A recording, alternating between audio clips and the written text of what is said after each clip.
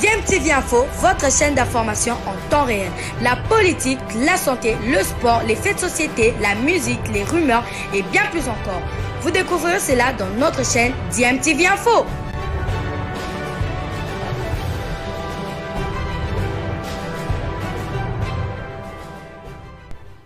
Vous êtes sur DMTV, bonjour ou bonsoir, tout dépend de l'heure à laquelle vous nous suivez. Tout plaisir est pour nous de vous retrouver, mais surtout de savoir que vous êtes nombreux en train de suivre votre chaîne YouTube DMTV. DMTV qui vous propose l'actualité, vous propose également des analyses et des réflexions sur des sujets d'actualité, sur des faits sociaux ou tout simplement sur des réalités que nous observons ici chez nous en République démocratique du Congo. C'est l'heure de notre tour d'horizon qui nous permet de partager avec vous les quelques informations que votre chaîne YouTube a pu récolter pour vous concernant nos internationaux congolais. Cela pour être au parfum de leur état de forme ou de leur actualité avant les échéances prochaines pour le léopard de la RDC. Alors ce tour d'horizon, nous allons le débuter en Angleterre en Championship, deuxième division anglaise, où nous allons parler de deux internationaux. Nous le commençons par Pelly Ruddock Mpanzu, sociétaire de Luton Town, qui se met en tout cas sur le chemin de la régularisation. En effet, la sélection de la République démocratique du Congo est peut-être en train de devenir plus attractive depuis la qualification des Léopards au barrage des éliminatoires de la Coupe du Monde Qatar 2022. Après la qualification de Chris Mavinga et de Silas Mvupa Katompa, anciennement en tout cas appelé Silas Wamangituka, le prochain joueur qui arrivera bientôt à Kinshasa pour remplir les formalités administratives, c'est Pelly Ruddock Mpanzu, sociétaire de Luton Town FC en Angleterre, en Championship, deuxième division anglaise.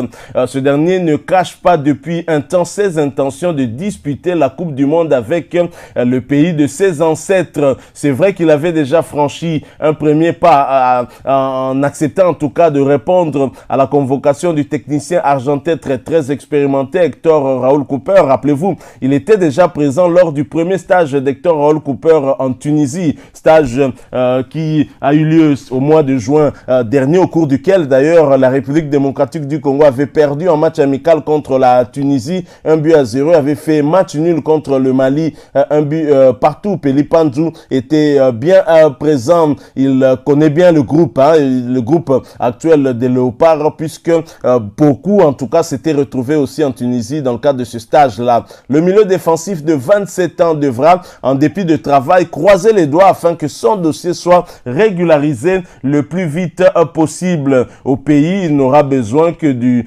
passeport de service pour être enfin éligible à jouer avec la République démocratique du Congo. Voilà donc des très bonnes nouvelles avant ces barrages prévus au mois de mars. Déjà, au cours de la CAN qui débute à partir de ce 9 janvier, nous connaîtrons finalement l'adversaire de la République démocratique du Congo pour ces barrages. Justement, je rappelle qu'ils sont 5 qui pourraient être potentiellement adversaires de la RDC. Les 5 pays qui se retrouvent dans le premier chapeau, il s'agit du Nigeria, du Sénégal, du Maroc, de la Tunisie et de l'Algérie. L'Algérie qui vient de remporter cette coupe arabe qui s'est jouée au niveau du Qatar en finale contre la Tunisie. Un adversaire de taille au cas où la RDC est arrivée à le rencontrer. Il faut dire aussi que tous ces pays qui sont logés dans ce premier chapeau sont des pays les mieux classés, en tout cas au terme du dernier classement FIFA, et donc il faudra un exploit pour espérer se qualifier. Voilà tout pour Pelly Ruddock Mpanzu, qui va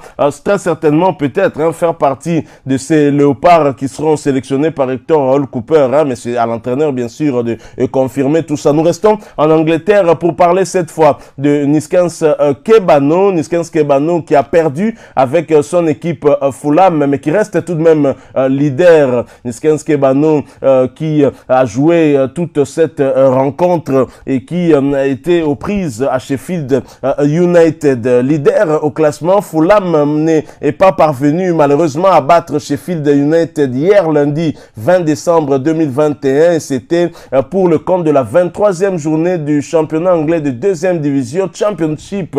Défaite 1-0 à domicile. Beaucoup de frustration donc pour Kebano et ses coéquipiers qui espéraient mieux mieux. Mauvaise opération pour Fulham qui n'avait plus enregistré la moindre défaite depuis le 2 octobre dernier. Niskens Kebano était titulaire au coup d'envoi au poste de milieu gauche. Il a joué l'intégralité de la rencontre. Mais lui et ses coéquipiers vont se faire surprendre dès l'entame de la partie.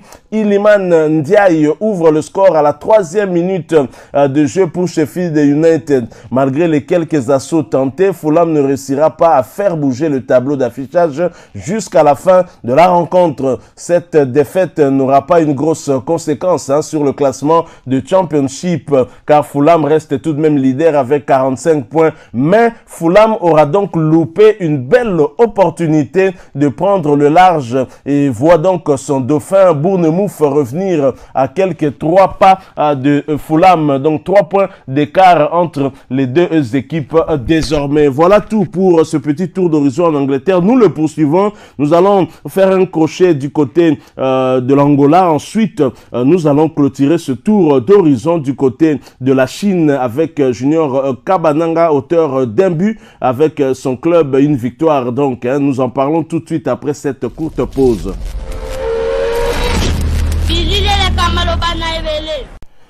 Poursuivons ce tour d'horizon en reprenant notre avion direction Afrique. Afrique, nous allons atterrir du côté de l'Angola avant bien sûr de reprendre un autre avion long courrier pour aller cette fois-ci du côté de la Chine et clôturer ce tour d'horizon. En Angola, les internationaux congolais du club de la capitale se comportent plutôt bien. 5 victoires de suite dont une de 2-1 face à Progresso Sambizanga dimanche 19 décembre. Et voilà Primeiro de Agosto qui pointe désormais à la 3e place de la Girabola League avec 29 points. Les coéquipiers de Bobo Ngenda, Héritier Luvumbuzinga ainsi que Dago Chibamba ne sont plus qu'à 6 points du leader Sagrada qui compte 35 points. Primero Joe Agosto a mieux démarré la rencontre. Bobo Ngenda et Héritier Luvumbu étaient bien présents dans le 11 de départ et c'est d'ailleurs l'ailier congolais, ancien joueur de l'AS Vita Club,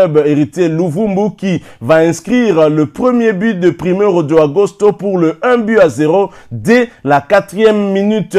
Mais les locaux vont très vite revenir à la 22e minute par l'entremise de Kibeixa. 1 but partout. Les deux clubs se sont donc tenus à égalité jusqu'à la mi-temps. Au retour des vestiaires, après plusieurs tentatives de part et d'autre, c'est Mario Balbirdia qui va libérer ses coéquipiers dans le money time. Il va inscrire ce deuxième but à la 89e minute alors que le score était de 1 but partout au niveau des marquoirs. Dans la foulée, pour bien sûr assurer la victoire des joueurs de la capitale, Mario a donc volé cette dernière à la 89e minute. Alors le club de Progresso Sambizanga reste dans la zone rouge avec 5 petits points. Belle performance donc pour nos Congolais de Primeiro de Agosto, dont Bobo Ungenda, ancien du Daring Club Motema Pembe, Héritier Luvumbuzinga, ancien de l'AS V-Club, et Dago Chibamba est aussi ancien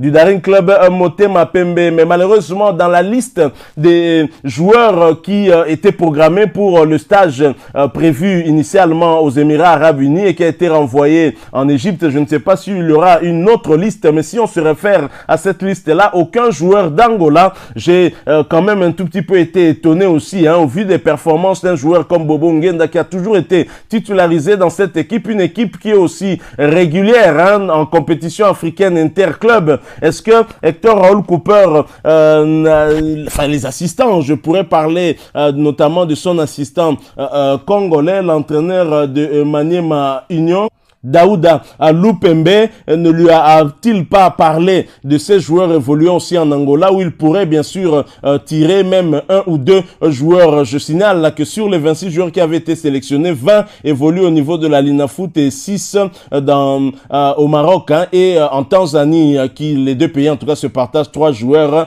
chacun. Donc voilà, c'est un peu ça le regret, mais sinon Bobo Ungenda, Héritier Luvumbu, continue à travailler malgré malgré tout. Alors voilà, nous allons maintenant atterrir en Chine avec cette information concernant Junior Kabananga qui finalement sera sorti du désert avec son équipe qui a fait 13 journées sans la moindre victoire. Junior Kabananga et le Suzu Udongu sont allés s'imposer 3-2 sur le terrain du Beijing BSU en match comptant pour la 33e journée et avant-dernière journée du championnat chinois. L'attaquant international congolais a disputé cette partie où ils se sont battus pour obtenir ce succès. Le premier d'ailleurs après 13 matchs de disette.